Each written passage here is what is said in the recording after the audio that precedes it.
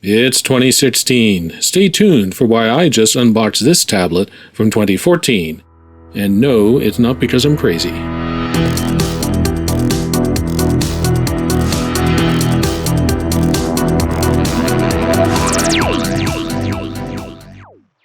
Hello everyone. Today we're going to be unboxing a Lenovo ThinkPad 8 tablet. But I can already hear you saying, they don't even make that thing anymore. And you'd be right. This tablet came out in 2014. And even though it's 2016 now, it still remains one of the best ones you can buy. You see, there's been a pretty significant shrinkage in the Windows 8-inch tablet market.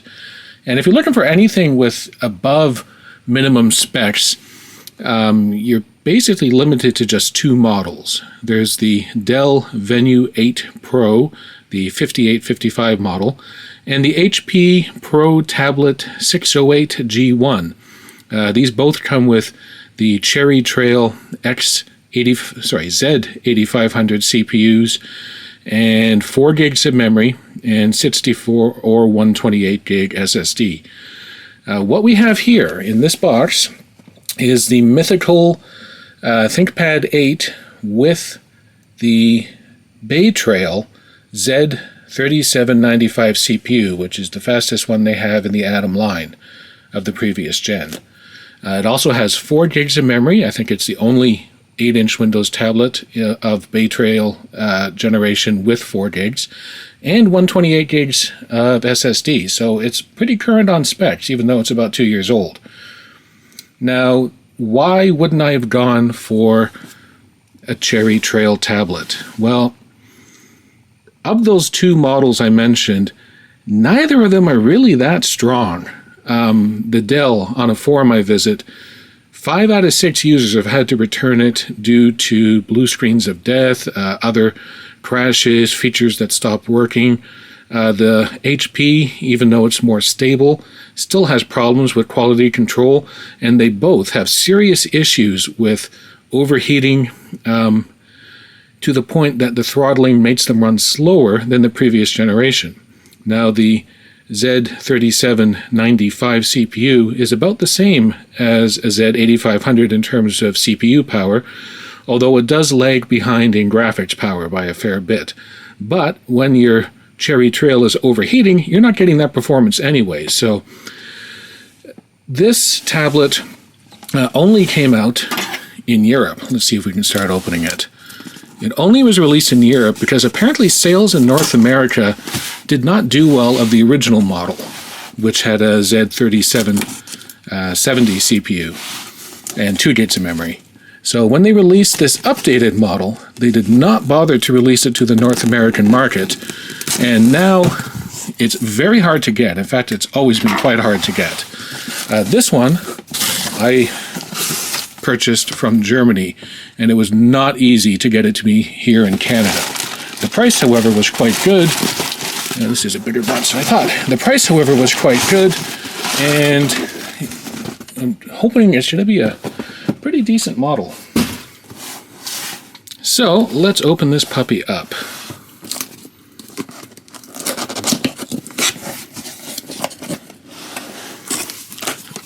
Bigger box than I anticipated.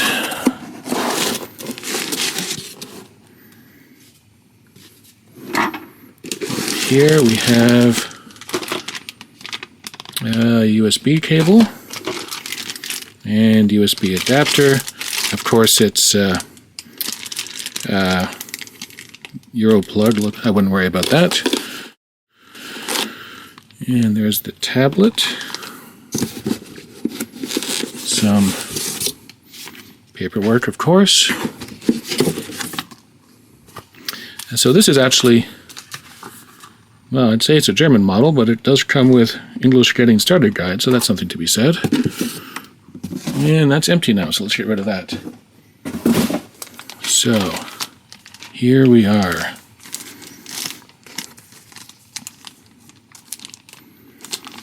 Still sealed, which is nice.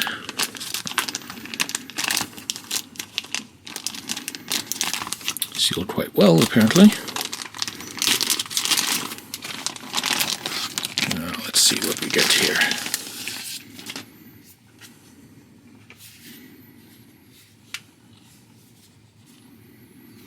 Now, being that this is a couple years old, I'm going to wager that the battery is totally dead. And I'm going to agree with that now. So, what I'm going to do is I'm going to charge it up. I'm going to apply about 24 hours worth of Windows updates, and then we'll return for a nice little booting ceremony.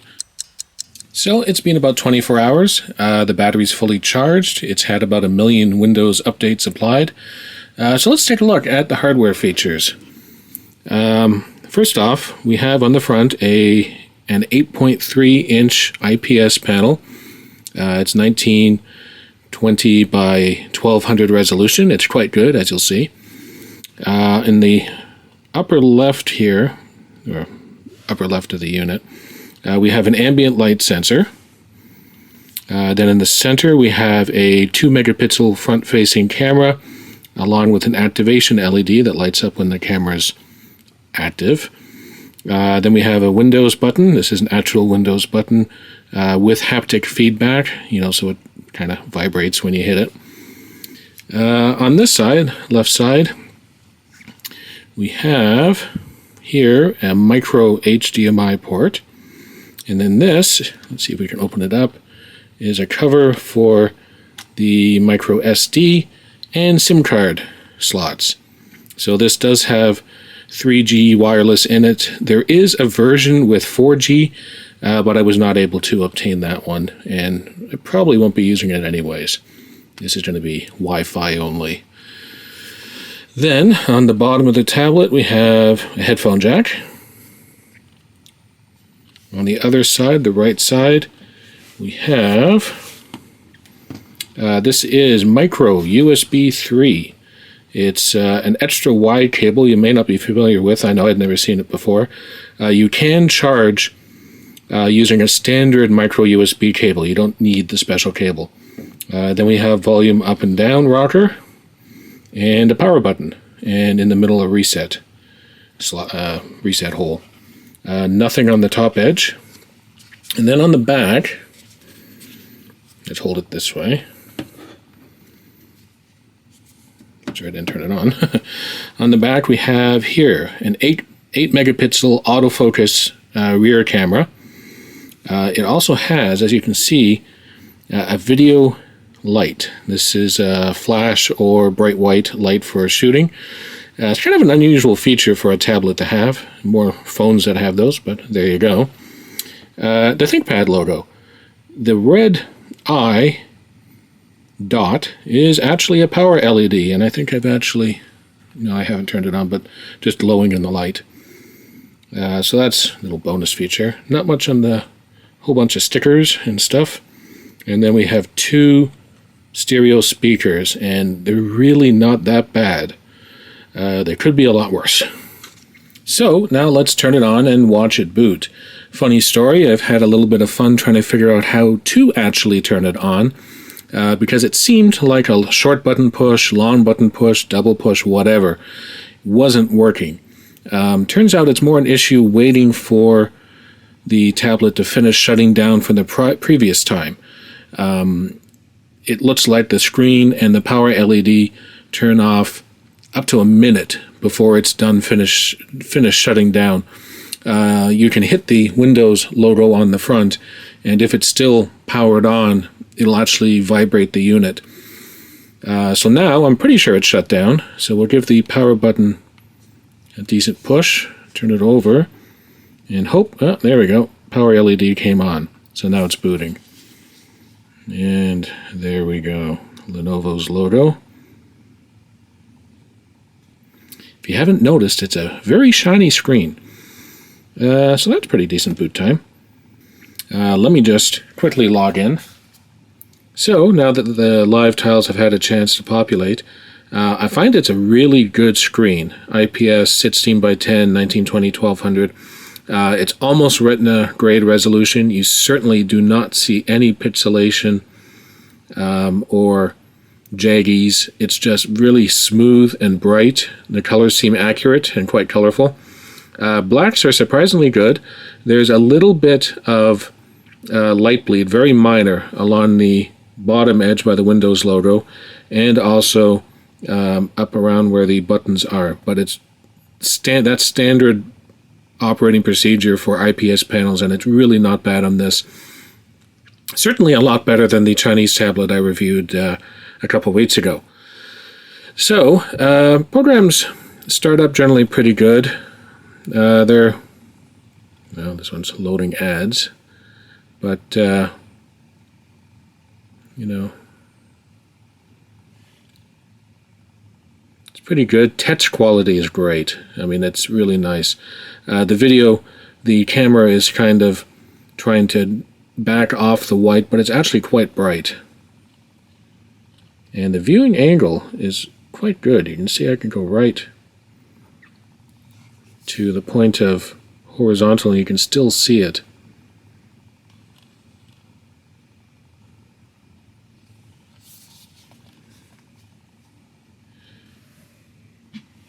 So let's take a look at Internet Explorer.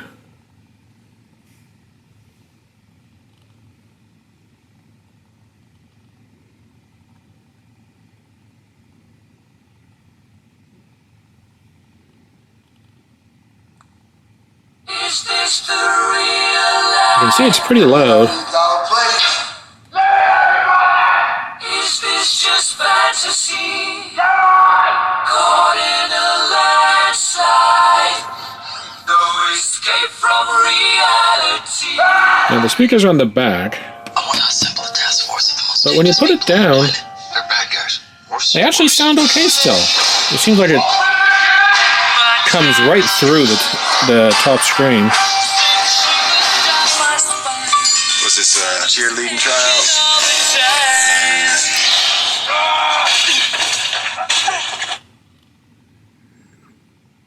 Hi, boys. Good job. Shoots people. He's a crocodile and he eats people.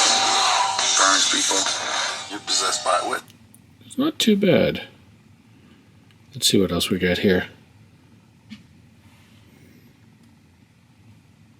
You can see Lenovo loads it up with their utilities. Most of them you're going to probably want to uninstall. I'll probably leave ones like the settings around and whatnot. Oh, interesting one in here. If you see, there's something called cool mode. It says it keeps the tablet from getting too hot when you're running many tasks or heavy tasks, and but it also says it could impact performance by up to 20%. It'll be interesting to see if that has any effect on extending battery life, because of course heat is waste energy, so we'll see.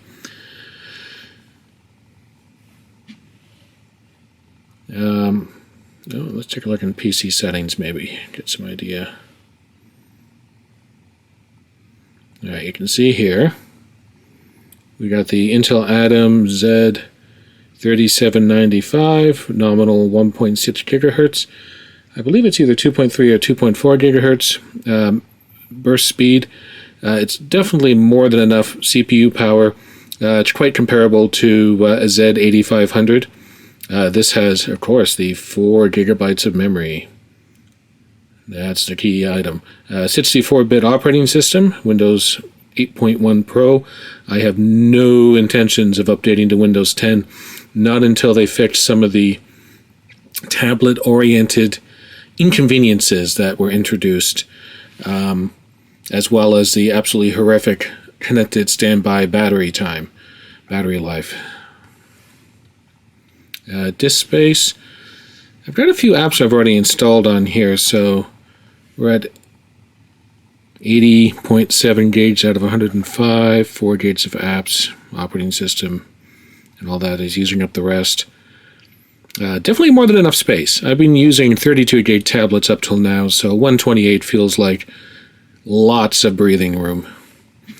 But speaking of the SSD, it's not very good. If you look at Crystal Disk Mark here, this is an older version I use simply so you can compare it with other tablets.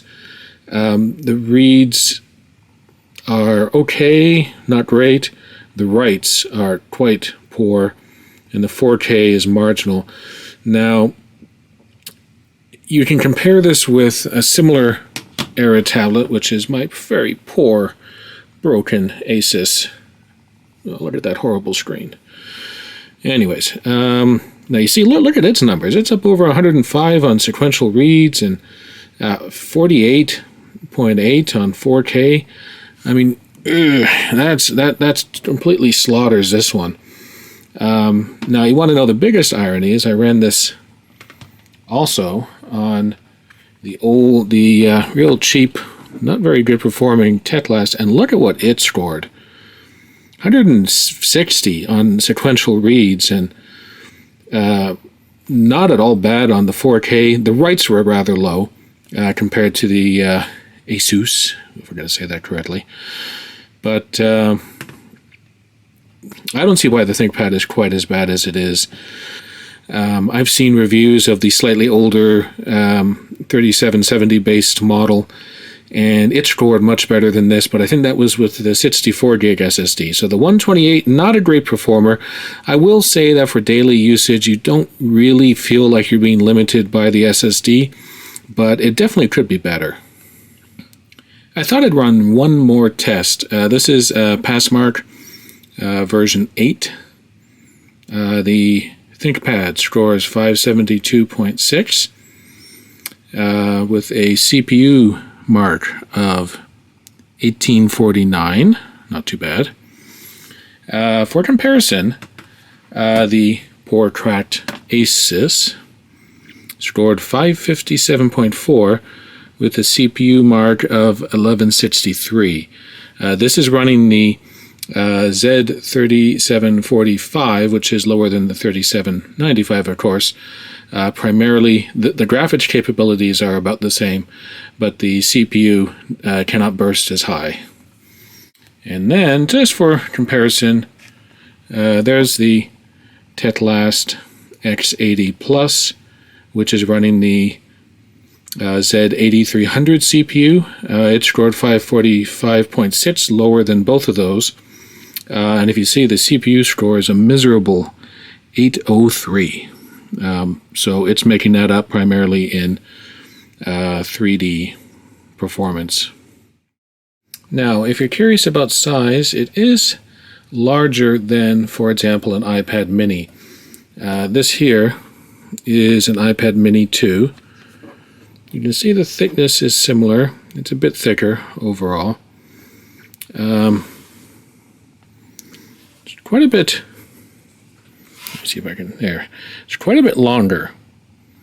Of course, the screen is bigger, 8.3 versus 7.9, and the width is about the same. Maybe slightly narrower than the iPad mini. Final thoughts. I've only had it for 24 hours, of course, so this is just preliminary. But so far, I like it. It's got good performance. I love the screen. It's got a lot of bells and whistles. I'm not thrilled with the SSD performance. Plus, I am having some issues getting reliable Wi-Fi. The Broadcom keeps dropping into limited now and again, so I'm sort of playing around with drivers and settings on that. The tablet itself seems well built. The back is only plastic. It's just sort of matte plastic. There's no grippy rubberized texture or anything. It doesn't give it the nice feel of a iPad mini or even like the Dell with a rubberized back. But the benefit is it does stay pretty cool. It does not warm up like metal would. Overall build construction is pretty good. I don't know how durable it would be. I'm going to definitely look into getting a case for this. Might not be easy, but I'll try. Oh, and one thing, I would suggest probably using it with the Windows button on the left, even though most people would probably naturally gravitate to putting it on the right. The reason for that is I find that the tablet heats up mostly along this edge when it's being used, and this edge, technically the right edge, does not get anywhere near as warm. And when you're holding it like this, sort of cradled in your palm in the bottom corners. There's really nothing that gets warm under where your fingers are, so that's a real benefit. I'm not totally enamored with where the volume buttons are. It's so close to the big hole for the USB port that you tend to jam your finger in that when you're looking for this. Plus, they're totally flush, so you can't actually really feel them too well just by running your finger up. You gotta sort of remember where they are or hunt. The screen is with the Dragon Trail glass, which is a competitor to Gorilla Glass. So it's not just normal glass, it is hardened. Otherwise, that's about it for now. I may post a follow-up review if there's any issues that crop up. Otherwise, you can just assume I'm pretty happy. So that's it for now.